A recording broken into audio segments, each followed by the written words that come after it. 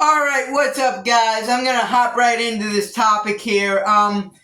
What is the best song from Incelcore for every type of mood? I'm making this video to kind of show off that Incelcore isn't a one-trick pony. It isn't just for like depressed loners listening to like pseudo-rock music. No. It can be used in totally different vibes. It's a very versatile genre, okay? It's not just for the depressed. There is a lot of diversity in the incelcore space. We even have like, I think there's a guy kind of like popping off right now that makes music in Russian. Shout out Jojo FRVR. I'm pretty sure that's how you say it. I don't really know how he wants me to say it, but anyways, shout out to that guy making music in Russian. Alright, that was kind of a curveball, and his songs are actually doing pretty well at this point. I know one of them has like 6,000 views on YouTube, so pretty decent numbers. But anyways, yeah. What is the best song for every type of mood? I'm gonna hop into Heartbreak. Now, the obvious one here is Love I Lost by Fried by Fluoride. It's the biggest incelcore song at this point, and well, one of my favorites to this day, to be honest. I am a little normie pilled still, but it is genuinely just a great song. So it'd be pretty great for this. But I also want to shout out a few other people here. A more obscure choice here is Red 25, Tired of You. Yeah, I think this is a really good song. And Red 25, I'd honestly say, is a little underrated. Or maybe not that. Is a little bit of wasted potential. I feel like if Red 25 had tried to adapt himself to like the modern playing field of incelcore and kept going, I feel like he would have been a kind of big deal. Like, he only released 3 songs on Spotify. I know he has more on like SoundCloud, but he still has like 600 monthly listeners, even though he stopped uploading songs onto Spotify like 3 or 4 years ago at this point. So that's kind of impressive. And also, at least 2 of his songs have fan-made music videos for him. So it's kind of impressive the amount of fans he managed to get with such a limited discography and how underground he was. But anyways, yeah, shout out to Red 25. I also wanted to give a shout out to Little Watermark for his song Chella. I don't know really how to say it, but it's his second or third most popular song. It uses CS:GO footage for the music video, like I do. And yeah, it's a really cool song. It's a really good song. But anyways, moving on. Feel Good. Now, you don't really get many of these songs, and I'll admit this category is a little scarce, but I'm gonna go Going Fishing by Popkill and Cameron Flodge. Honestly, this song just has good vibes. It's all about distracting yourself from the troubles in life by just going down to the lake and going fishing. Alright, and next up, hey, Kyle, I want some songs I can play in front of my family that won't get me yelled at, that won't get me, like, kicked out of the party. What are some good aux songs for incelcore? Well, there's not many, alright? Take these next few with a pinch, a grain of salt, because these still aren't really that good of aux songs, but they're a little better than everything else. First up is Tars Wamba with Life. This has some really good, nice, Offspring energy, and I think it could appeal to a lot of people in your family that maybe, like 90s punk rock, pop punk. I feel like it could appeal to those type of people, and I also think the rest of the party wouldn't take much issue with it. Now, for other picks, we got Loser64. Now, he has some of the most terminally online, some of the most cancerous type music, which I still love, by the way. But he also, on the opposite side of the spectrum, has some of the kind of most normie-friendly music. I feel like a lot of the stuff off of his new album, Burning Up, would work really well with aux, like At All, Start, Think We Could Be Pretty Cool. I think those would play over pretty well on aux. I don't think people would may not notice them much, and many of the normies, alright, I'm starting to use that word unironically, would probably vibe to it.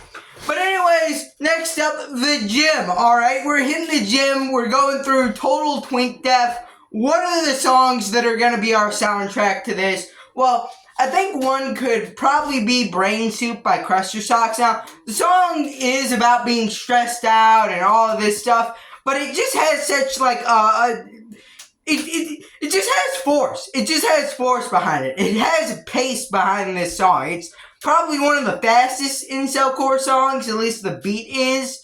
It has a really catchy chorus. It just makes you want to get up and move. Alright, that's what this category is about. Now, next up is a guy I don't really like, but this song goes crazy in the gym, I would bet. I'm not a real big goer to the gym. I do run on my treadmill in the other room, okay? I do run on my treadmill to some of these songs. They go crazy there. Go Flex by Negative XP. Dude, this song is just so hype. Especially put it with the visual of Sam Hyde. Down to the Snails made a video with this song and footage of Sam Hyde at the gym and him doing stuff. Dude, that edit goes crazy. Alright, check it out. Just look up Go Flex Negative XP music video. It'll probably pop up. Dude, that goes crazy. That goes crazy. And the last person here I'm going to mention, probably first, probably better than these two, Death Tech, alright? The crazy metalcore heavy sound, just that would go crazy in the gym. I just know it.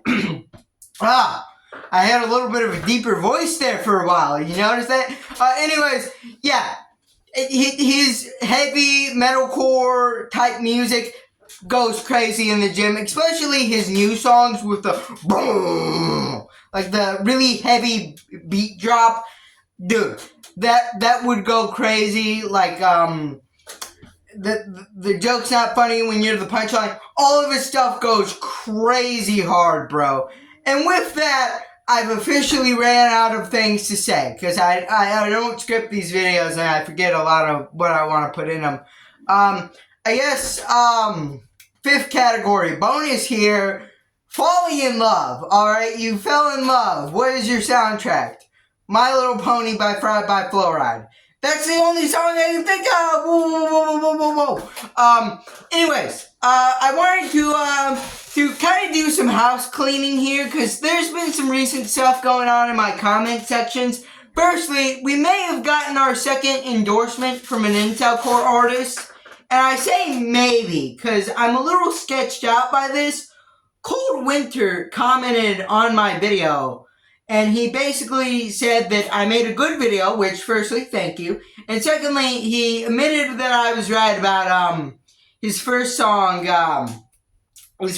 Can't Have You, being pretty unoriginal. He admitted that it was kind of unoriginal because it was his first song, which I do sympathize with. Alright, the guy being known for his first song that he doesn't really like, doesn't really stand by anymore. I can kind of sympathize with that, but also, I don't know if this is the real Cold Winter, because the account was only made 2 days ago, and the comment was also only made 2 days ago. So it could have very easily been like some troll that just made this account to comment on my video. But if it is the real guy, then that's cool. That is awesome. That is amazing.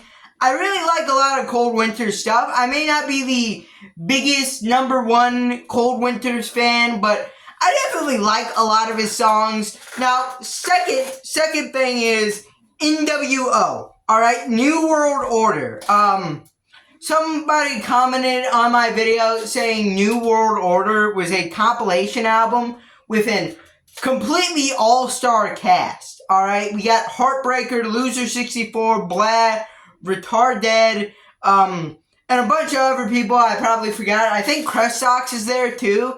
This is an absolutely packed all-star cast. If it's true, I didn't look into it much, but if it's true, then that is a completely all-star cast, and I am totally excited. Apparently also, the same commenter said that Fried by Fluoride would be dropping on September 11th, which is also cool. Alright, we've been waiting for Fried by Fluoride to come back, and for a while I didn't think he was going to, because, like, he was in a house of death or something. I don't know whatever he said. But anyways, yeah. If that's true, which it may not be. I'm not calling the guy a liar, but also didn't really look into it that much. So sorry about that. But if that's true, September 11th, the 4th anniversary of Version Fest, is going to be a hype day for Incelcore. Bro, I've been telling you guys that Incelcore is going to get big. It's going to start blowing up in the second half of the 2020s decade. And it's happening, alright? Motion in the wheels, okay? People are blowing up. Big moves are being made. And if you want to follow this blow up, if you want to follow all the old and new guys coming out, making their music, getting big, if you want to follow all that with me, subscribe, leave a like on this video, and comment down below. Bye.